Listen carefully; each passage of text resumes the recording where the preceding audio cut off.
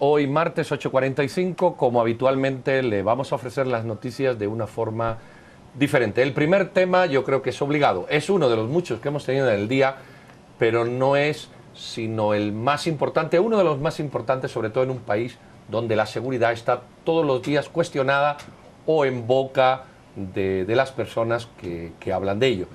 No tenemos sino a la mejor persona que puede hablarnos de esto, el señor ministro de Gobernación, don Mauricio López Bonilla. Señor ministro, buenas noches, muchas gracias.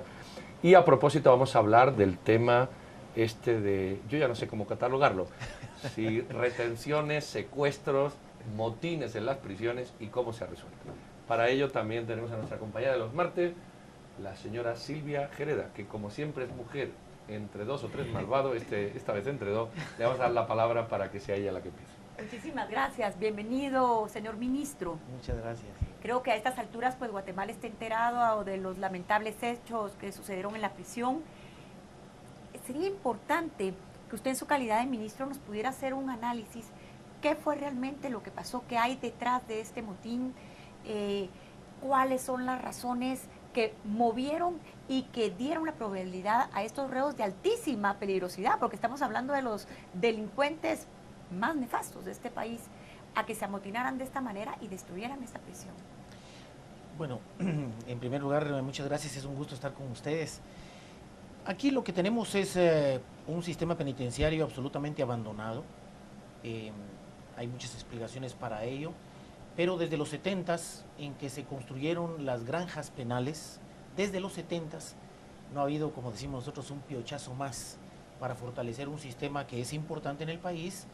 Y es importante porque en las comparaciones que se hace con otros países de cuántos reos por cada 100.000 habitantes tenemos con relación a otros, nuestra población de privados de libertad, la población carcelaria, no es verdaderamente significativa, por así decirlo. Y entonces lo que ha ocurrido es que ha habido todo un sistema penitenciario que no ha podido desarrollarse como corresponde y que presenta entonces una serie de lastres acumulados a través del tiempo que se reflejan en una debilidad institucional tremenda. Entonces el sistema no está capacitado para poder atender a una población de privados de libertad en donde el 51% está en una situación preventiva esperando un juicio, el otro 49% está esperando una condena, pero no han habido ni las instalaciones adecuadas, ni un plan estratégico como corresponda, y como consecuencia también no ha habido una política de rehabilitación, de capacitación y de reinserción, de redención de penas, o sea, todo un esquema integrado que permita hacerlo. Entonces, se refleja esto en que tenemos un sistema penitenciario capacitado, no en las mejores condiciones, pero sí capacitado para soportar un aforo de aproximadamente 7.000, 7.500 privados de libertad, y hoy estamos alrededor de los 16.000. Tenemos un hacinamiento de un 120%.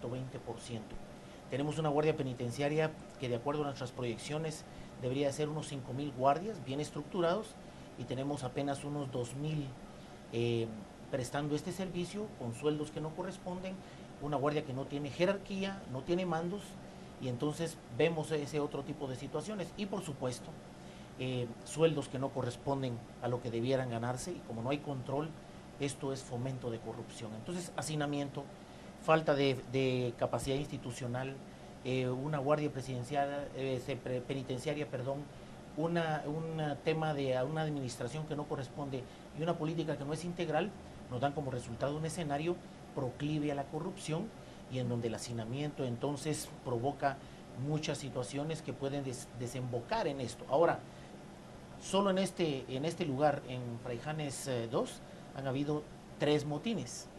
En los últimos meses han habido 3 motines, uno en una prisión que se conoce como el Infiernito, Canadá, aquí en Escuintla, la otra en Santa Teresa, y ahora esta. Este sí tenía una situación particular, y esa situación particular es que albergaba a 165 en nómina, 156 físicamente ahí, que es donde estaban concentrados el grupo, donde hay muchos mexicanos, que es el grupo de los Zetas. Ahí habían de Mara Salvatrucha, de Mara 18, de los Paisas, y vinculados a otro tipo de situaciones, por ejemplo. ¿Qué quería?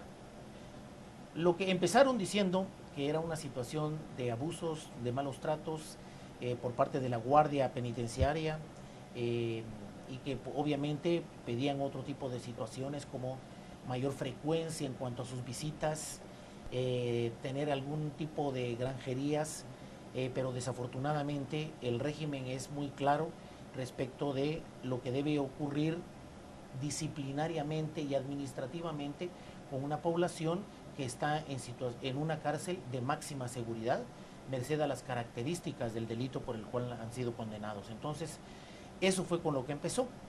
Pero en el fondo, cuando trataron de llevar esto hacia una negociación, lo que se pretendía era realmente, en el fondo, destruir una prisión para dejarla inhabilitada, forzar, no desde todos, pero sí del grupo mayoritario, forzar una reinstalación en otros centros de privación de libertad que no tuvieran las medidas de seguridad que tiene el Fraijanes 2. Pero, ministro, hay una pregunta.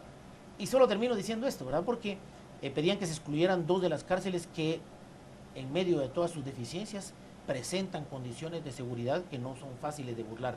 Y lo que está detrás de todo esto era, como decíamos nosotros, una peregrina idea de que, yéndose a otro tipo de cárceles, algunos de los líderes podían llevar a cabo un plan de escape. Tenemos unos detenidos, vamos a decir, especiales. Está el señor Portillo, están algunos de Pavón, en una prisión militar.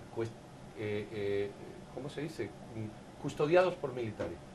¿Cuál es el problema en esta gente condenada, insana, por muchos años, que han demostrado que pueden vulnerar cualquier cosa, que no van a pagar los destrozos, sino que lo vamos a pagar entre todos?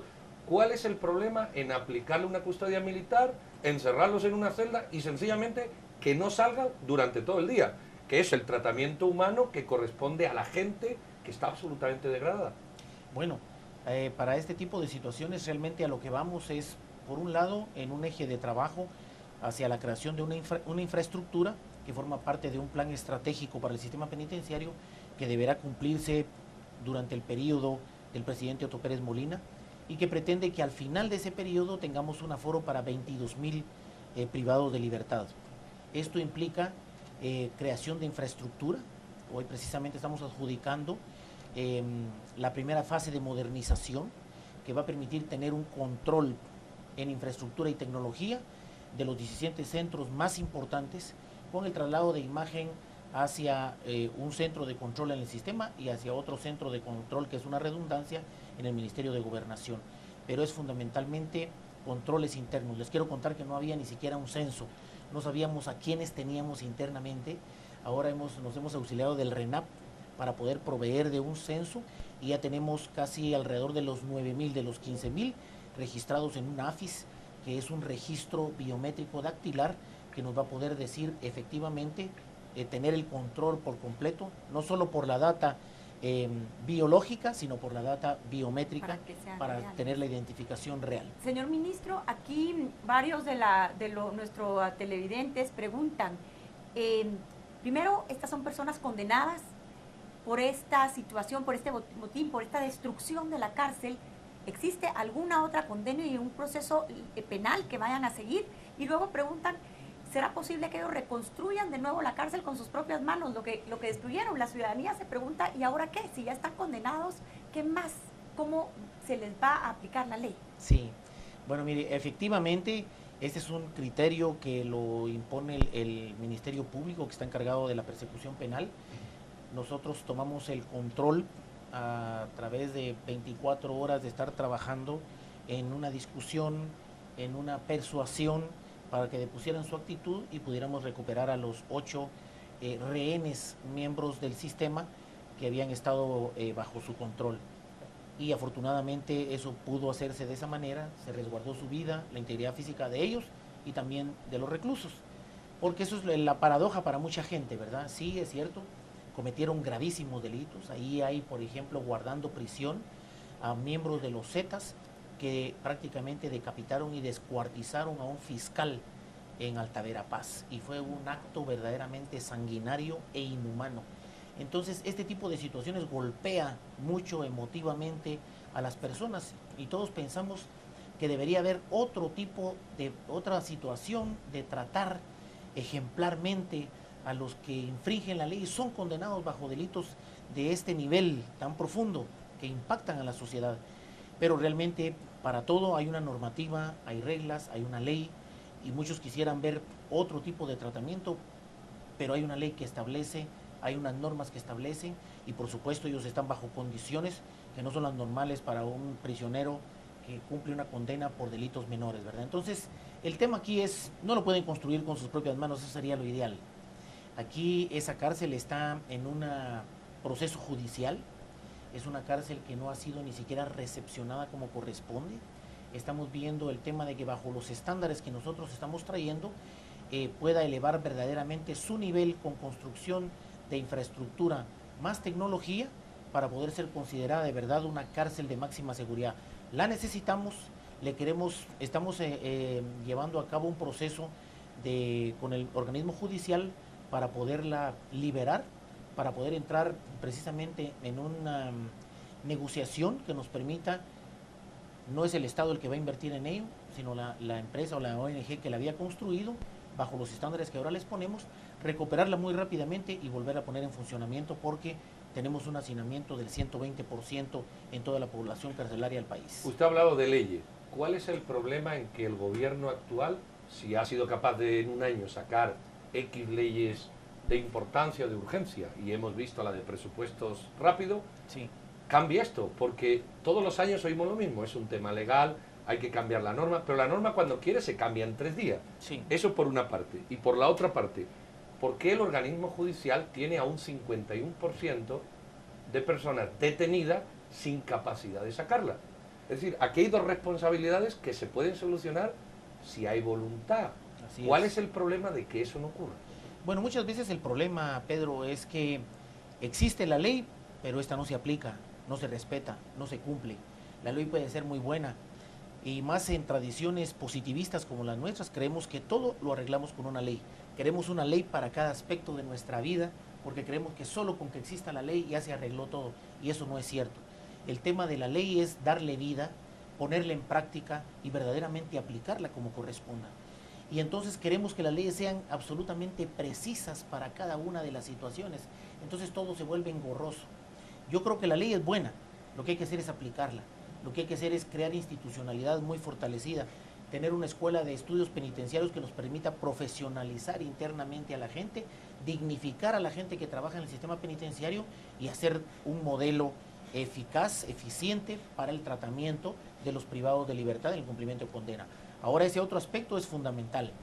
Para nosotros también es un problema, porque tenemos un sobrehacinamiento y nosotros decimos, si hay 51% en situación preventiva y se analizan casos al azar, muchos de ellos, si fueran juzgados por los delitos por los cuales están guardando prisión, esperando un juicio, probablemente si los encontraran culpables, los enjuiciaran y los encontraran culpables, probablemente ya hubieran cumplido su condena.